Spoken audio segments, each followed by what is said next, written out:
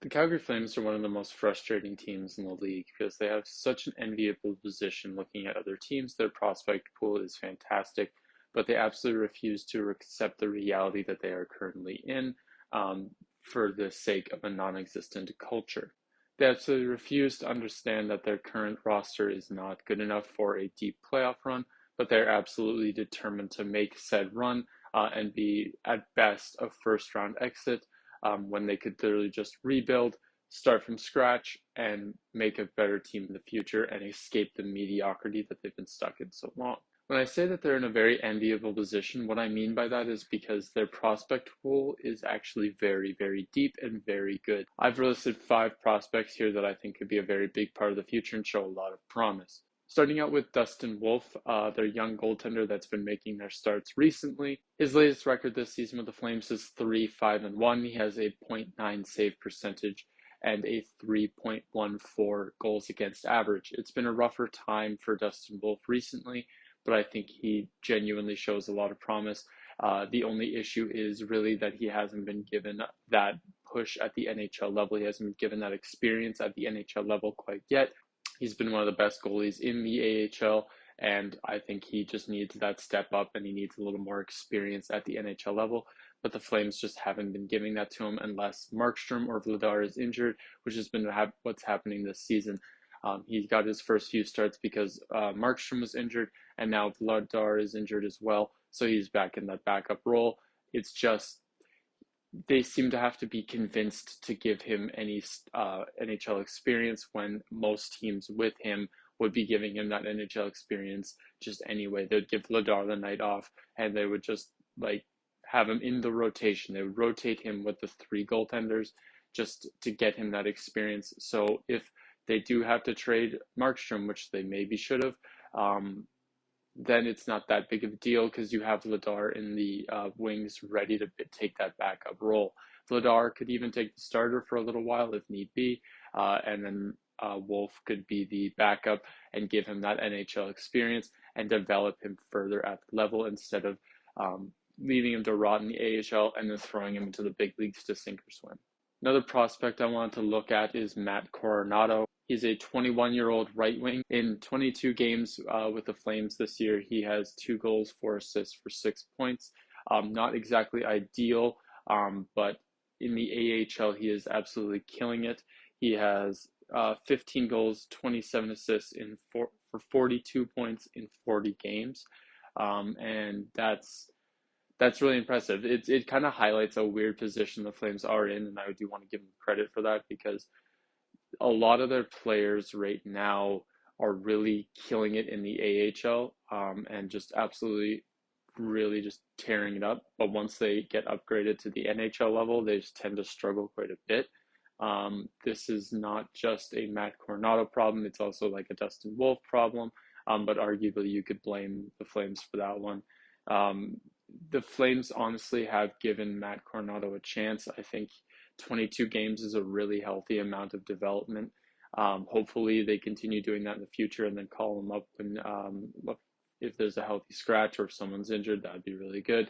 To just call him up and get him some more experience because I think it is definitely a shock going from the AHL to the NHL and kind of navigating that world. It's a really tricky situation, and I don't want to discredit Matt Coronado at all. I think he's absolutely killing it with proper development at the level. He could be a very, very solid bottom 6 forward and really help out the team. Um, I just think he needs more development and he needs more time cooking. So I think it's a smart move what they're doing, setting up for 22 games, sending him back down to the AHL, and then hopefully they send him back up in the future because I really do think he can fill a nice bottom 6 depth role that the Flames really need right now. Then next up is Connor Zary. He's a 22-year-old center and left wing. He is currently on the Flames roster and he has 12 goals, 17 assists for 29 points in 52 games with the Flames. That's really impressive, especially since this is his rookie year and being called up from the AHL. Very, very impressive numbers from Connor Zary. I think he shows an incredible amount of promise. If he can keep this up, I don't doubt in a few years he can be an excellent part of the top 6. and really adding something that's scoring touch and hopefully that scoring power that the Flames really, really need right now. Their offense has very much struggled. So I think with the addition of Connor Zary and how well he's been playing, I think that's definitely a viable option, and the future looks really bright with guys like Zary and Coronado for the future of the Flames offense. Then looking over at Jacob Peltier, he is a 22-year-old left wing. He has 1 goal, 2 assists for 3 points in 13 games with the Calgary Flames this year. He has really struggled at the NHL level as well. It is a big transition, so it takes some time. No harm, no foul. He, again, much like I feel with Coronado, he could be a really good addition at the bottom six in the future, even the top six with the proper development. In the AHL, after being sent back down, he has 3 goals, 4 assists, and 7 points with the Calgary Wranglers in 8 games. So he's definitely a point producer and another example of kind of one of those players that kind of struggle at the NHL level, but once they get sent back down to the AHL, they really start to figure out their game again, and they could really prosper at that level. It's kind of just a matter of dipping their toe in the NHL level and kind of getting that experience while they're still young, and that development will go further and further. The last prospect I want to look at for today was Samuel Hosnick. I really hope I'm pronouncing that correctly. He is a 19-year-old center and left wing. He has yet to be actually called up to the NHL level, but he is absolutely killing it with the Vancouver Giants in the WHL. In 33 games, he has 10 goals, 21 assists for 31 points. Damn near a point per game player. Very, very impressive. A lot of promise that guy shows up both sides of the puck. And I think he definitely could fill a big role in the top six in the future if all goes well. He's only 19, so he's got a lot of time ahead of him, and I think he definitely will be a big part of the future of the team. My main concern that I mentioned in the start of this video is that I don't think the Flames quite understand that the position that they're in. They had to blow up their roster recently. I understand that this is a transition year, one of many transition years, but they just seem so unwilling to go to the tank or the rebuild that it's kind of concerning. I really hope that in the summer that they shed this fear of the rebuild and just go all for it, because there's no shame in a good rebuild.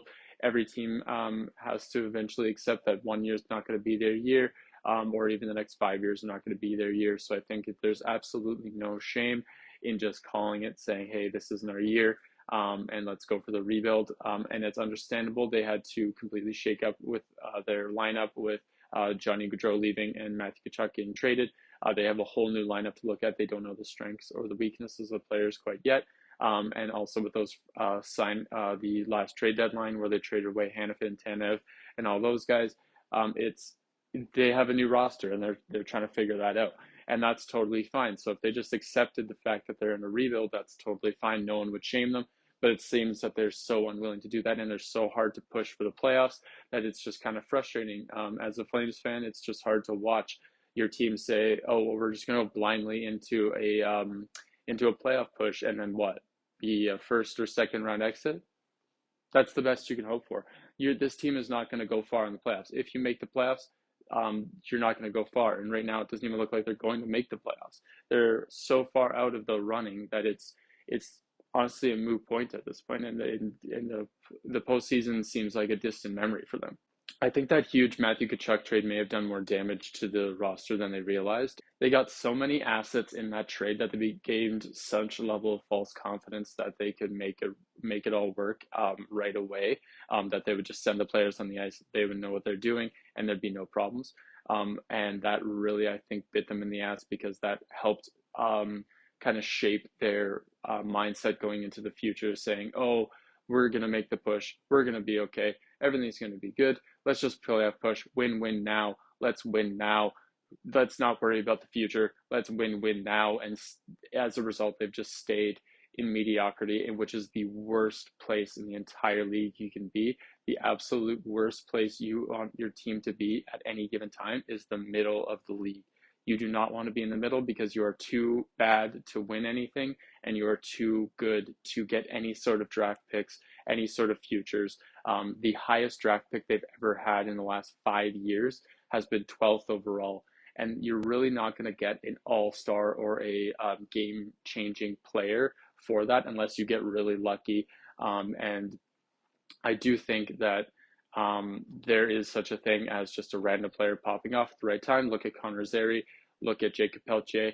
I think it totally exists, but I think betting your entire future of your franchise on the potential of a player or a potential of that player popping off in the future, it's just not good business sense. It's just not sustainable. It's not a good idea, and you're going to leave your fans really apathetic and really, really fed up and just exhausted with the whole team. And look what's been going on. With the prospect pool they have, they might be in the easiest position to do a rebuild because they have some prospects in the lineup that absolutely will work in the future. I just went through a bunch of them. If they get more development in a rebuild, then that's totally fine. If you're rebuilding, you can bring them up into the lineup, and it's okay if they don't play great because you're rebuilding. You're not expected to win right now. If you're going in and throwing them to the wolves saying, you need to win, we want you to win, then it's going to fail because they're added so much pressure on top of the pressure they're already feeling jumping into this massive league and this massive pressure going in. So if you add all this pressure, like, oh, we need to win, instead of just saying, oh, like, maybe it's not our year, maybe we're not going to make it to the playoffs, and that's okay. Let's rebuild. Let's look at it next year, see what we can do. Maybe we can trade some assets. Maybe we can sign some free agents and see what happens. That's totally fine. But if you throw your prospects into the deep end and expect them to swim, they're probably going to drown. I also want to mention the Markstrom trade, or the lack thereof of a Markstrom trade, I should say. I think the time to trade him was now. His trade value is an all-time high, and I think he really was fine with going to New Jersey. New Jersey, you probably could have got some good assets, probably got a good defenseman out of it, maybe even Luke Hughes, which would have been a great prospect on the defensive end. So I think, yeah, no, I really think they should have fought harder to make that trade. And I don't know what the entire factor of why the trade didn't go through. I'm not an insider on that. I don't know what happened. And Markstrom has expressed that he's upset with the public speculation, so I don't want to speculate anymore. I don't want to upset anymore. That's none of my business. It didn't go through. That's all that matters. That's all I'm looking at right now. Yeah, so the fact that he didn't get traded, one, you didn't get assets for him, and two, you kind of just made him upset. Now he's just frustrated with management. The trust is broken with the team, and he's probably going to get moved in the offseason anyway. Now New Jersey's probably off the table because Jake Allen's been playing really good, and they don't really need to trade for him anymore. But I think they really held all the cards in that Markstrom trade and kind of just fumbled the deck. And that's disappointing, especially with they're honestly pretty decent trade record. They're not that bad of traders. So I think that was definitely a missed opportunity, and in the future could really come back to bite them, especially if Markstrom is as pissed as he seems to be. Situations like the Markstrom trade and the prospect pool, it all just kind of culminates into what I've been saying, that the worst place to be as a franchise is the middle of the pack, and they have been consistently in the middle of the pack for decades. They have not been able to break that barrier. The most success they've had that I can remember is getting almost swept by their divisional rival and number one rivals in the Oilers in the second round. And I just think, if you're a fan of the team, I get it, like I'm a fan of the team.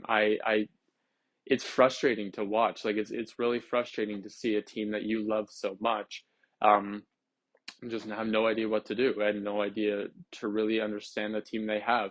I think a lot of the players they have could be fantastic players in the future. They just need that all-time goal scorer. They need that all-star goal scorer, and they just haven't had one. Like ever since Johnny Gaudreau and Matthew Tkachuk left, it's been tough times in Calgary. And Huberdeau's a fantastic player. He's a fantastic playmaker.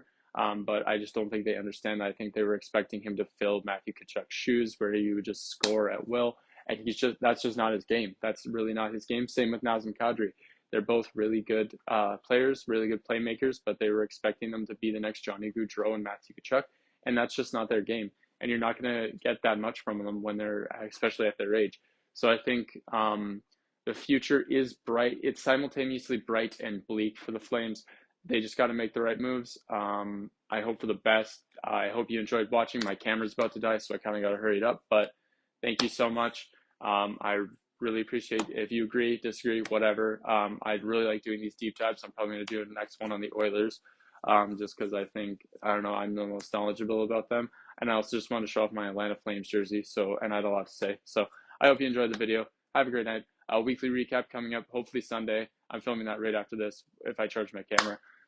Bye.